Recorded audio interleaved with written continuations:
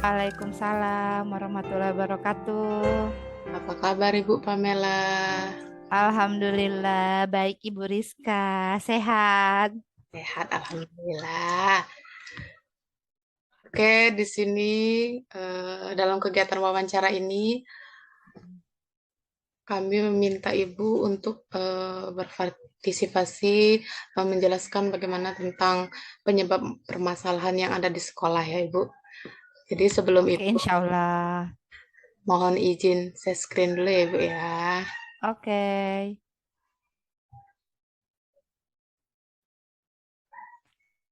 Kita mulai dari ini wawancaranya tentang eksplorasi penyebab masalah. Nah, ini identifikasi mm-mm. yang pertama, kurangnya pengetahuan dan keterampilan siswa dalam materi pembelajaran.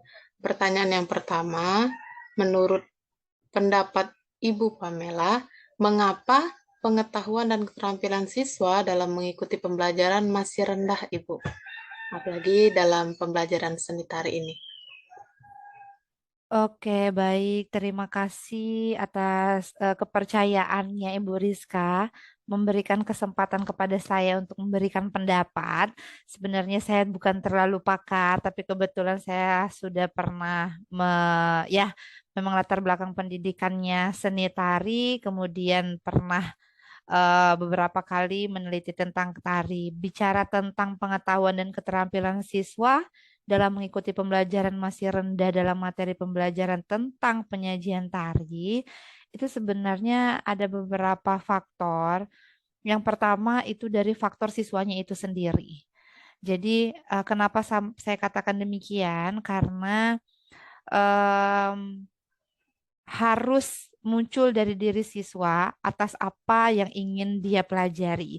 Nah, pada dasarnya sekarang kan IPTEX itu semakin berkembang dan model-model siswa pun semakin berbeda. Kalau dulu kita masih main di luar, main kelereng, mungkin main karet. Nah, siswa sekarang jarang yang main seperti itu. Sekarang siswa sekarang sukanya main handphone, main gadget, main games, nonton YouTube, main TikTok, nah gitu.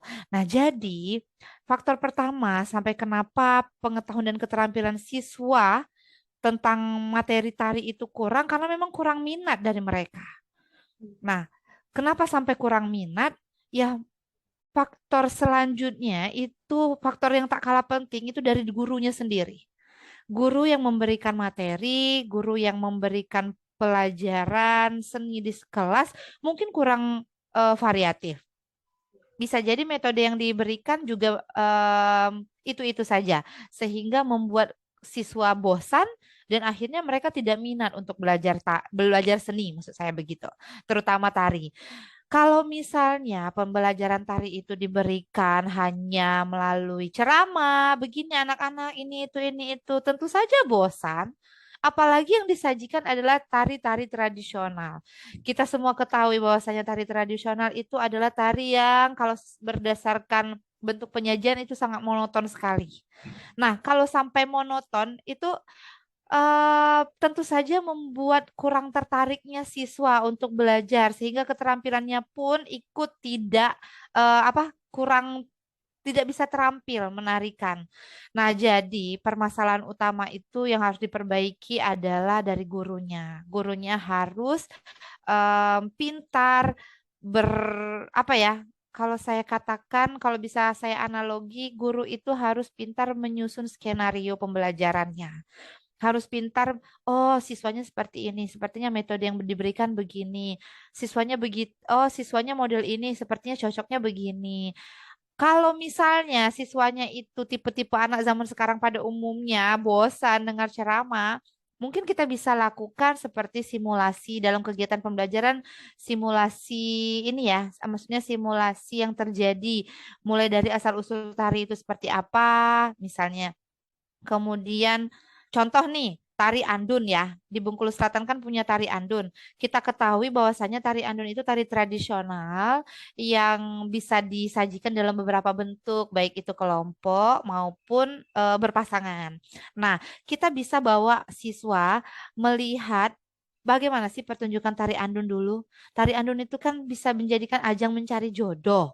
Sehingga kita buat seolah-olah, yuk anak-anak, kali ini kita belajar tari andun. Mungkin gurunya tidak usah mengatakan, anak-anak, tari andun adalah, tidak usah dulu gitu loh. Karena itu sangat membosankan. Apalagi guru cuma ngomong-ngomong aja. Siswa lebih pintar sekarang dengan mempunyai gadget dan internet, mereka udah bisa menggenggam dunia. Jadi kita jadi guru harus bisa memberikan yang tidak bisa diperoleh oleh siswa.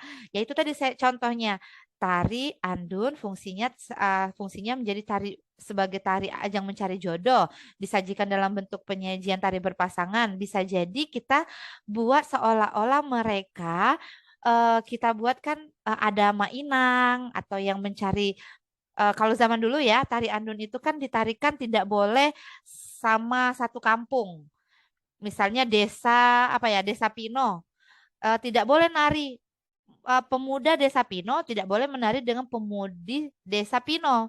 Yang boleh adalah pemuda Desa Pino boleh menari dengan pemudi di desa yang lain, misalnya Desa Bunga Mas.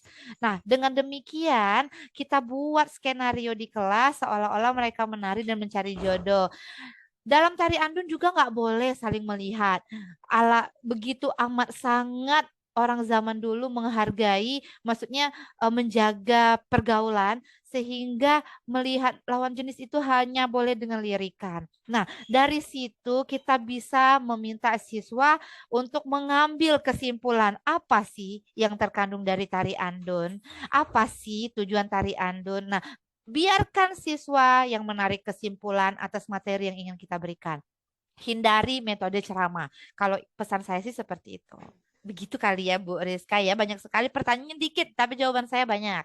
Ya, bagus itu. Nah, kita lanjut ke identifikasi yang kedua. Ini tentang Ya. misalnya pemanfaatan mode-mode pembelajaran inovatif yang dilakukan oleh guru dalam materi pembelajaran. Nah, pertanyaannya, menurut pendapat Ibu, mengapa pemanfaatan mode-mode pembelajaran yang inovatif yang dilakukan oleh guru dalam kegiatan pembelajaran kurang bervariasi nih, Bu? Oke, kalau menurut saya jawabannya cuma satu. Gurunya malas belajar. Itu aja sih sebenarnya. Pemanfaatan model-model pembelajaran inovatif itu kan dapat dilakukan oleh guru dalam kegiatan pembelajaran, namun kurang bervariasi dalam materi. Jangankan guru, sebenarnya siapapun itu harus banyak-banyak membaca, banyak-banyak melihat. Kalau kita banyak referensi, insya Allah kita akan mudah mengeksplorasi diri. Nah, pembelajaran kurang bervariasi itu karena memang model pembelajaran yang diberikan hanya itu-itu saja. Makanya saya katakan gurunya malas belajar, gurunya malas. Jadi, udah yang aman aja lah, metode ceramah atau modelnya cuma satu, model apa? Model pembelajaran apa? Teacher learn, apa namanya? Di senternya di teacher. Jadi nggak ada yang pakai student center learning, yang adanya teacher center learning. Nah, itu kan jadi masalah kalau misalnya gurunya terlalu mendominan di dalam kelas sehingga pembelajaran kurang bervariasi dalam materi. Karena tadi itu seperti yang saya sampaikan tadi, faktor kenapa yang pertama pertanyaan pertama ya, itu karena mulai dari faktor gurunya, kedua baru faktor siswanya. Kita sebagai guru artinya kita sutradara di dalam kelas. Oleh sebab itu, kita harus pintar-pintar menyusun skenario dalam pembelajaran kita, termasuk menentukan model pembelajaran, metode yang akan diajarkan, media yang digunakan, sampai dengan kalau dalam pertunjukan tari itu properti-properti apa yang mau kita gunakan. Jadi balik lagi ke simulasi yang saya sebutkan tadi, bisa saja gurunya meminta anak-anak di rumah kan punya ya, siapa yang punya apa kebaya, mungkin yang perempuan nanti bawa kebaya, yang laki-laki bawa jas, karena memang itulah busana waktu menarikan andun zaman dulu gitu. Jadi benar-benar mereka dibawa ke suasana. Oh begini orang nari andun zaman dahulu kala puluhan tahun yang lalu. Jadi biar mereka benar-benar tahu dan sehingga menarik kesimpulan sendiri materi apa yang mau diberikan oleh guru di hari itu. Mungkin begitu Ibu Rizka. Ibu. Kita lanjut ke identifikasi yang ketiga, perlu ditingkatkan pemahaman dalam pembelajaran HOTS dalam materi pola lantai tari tradisional ini, Bu. Jadi Hmm. pertanyaannya, menurut pendapat Ibu, mengapa pemahaman guru masih rendah tentang pembelajaran HOTS, terutama pola lantai tari tradisional?